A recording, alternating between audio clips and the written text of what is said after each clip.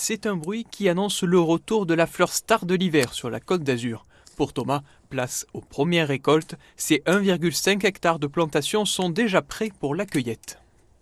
Si le reste du pompon ne va pas suivre, c'est qu'il sera très vert. Là, on est sur un pompon qui commence déjà à être jaune, il a commencé à péter. Donc on sait que si on le coupe et qu'on le met dans les bonnes conditions, il fleurira sans problème. Et le mimosa, variété Mirandole, c'est une affaire de famille. Il est la 3e génération à cultiver la célèbre fleur jaune. En 2025, une météo défavorable lui a valu une perte de 95% de son chiffre d'affaires. Mais cette année pourrait bien être différente. C'est une plante qui est très exigeante, c'est-à-dire qu'elle est sensible au vent, à la pluie, à la chaleur. Et donc on ne sait jamais un petit peu comment une saison peut se passer. Cette année, elle est quand même assez en avance, c'est ce qui fait qu'on a les collines qui sont assez jeunes. On est sur 10-15 jours, je pense, d'avance au niveau du visuel. Quelques kilomètres plus loin, dans le département voisin. Là, dès que tu vois un peu du rouge sur les bouts, on les enlève.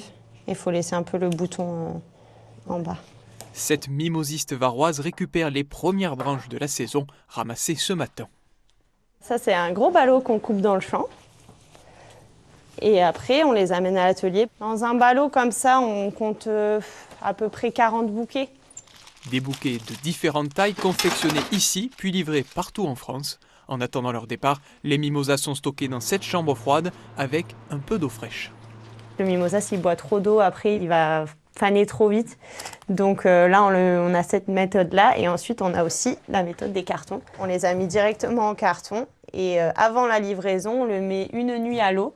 Et après, il reprend du galbe et pareil, prêt à livrer et magnifique à la livraison.